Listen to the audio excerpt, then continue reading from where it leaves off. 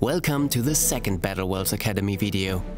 This video gets straight down to the nitty-gritty, the combat system of Battle Worlds Kronos.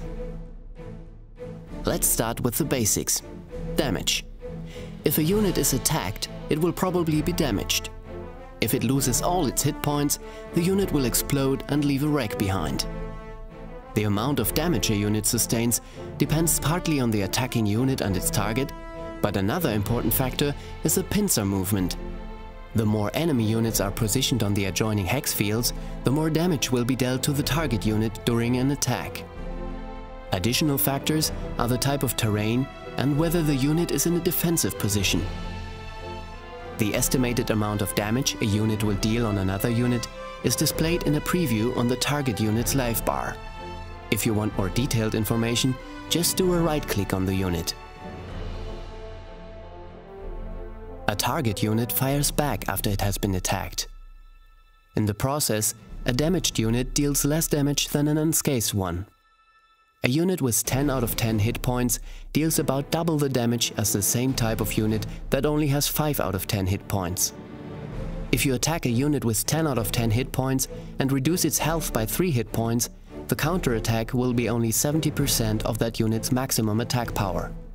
This system rewards an offensive and active style of playing. Each unit can only defend itself the number of times that it could attack during its own turn, which for most of them is once per round.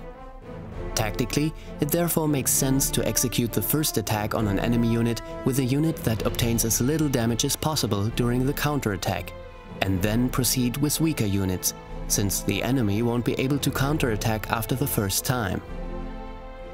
Besides the attack sequence, the positioning of units is also of vital importance. Some units can attack opponents that are several hex fields distant, while others can only attack the ones directly adjacent to them. This, of course, also applies to counterattacks.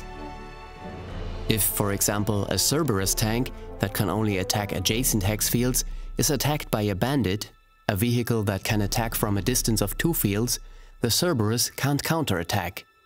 The same would apply for the opposite scenario, since the bandit isn't capable of close-range combat. Accordingly, an ideal attack pattern against a stronger opponent should look like this. First, move several of your own units beside the enemy unit to benefit from the pincer effect. Then, attack with types of units that the enemy unit, due to its reach, can't defend itself against. Next, bring in a unit with strong defense, to absorb the counterattack of the already weakened enemy. Finally, finish him off with some weaker units. The blue team will win against red in the next round. If the commander of the blue team had used poor positioning and an unfavorable attack sequence for his units, red would have won this duel by a close shave. Discuss this topic and many others in our development forum at www.battle-worlds.com.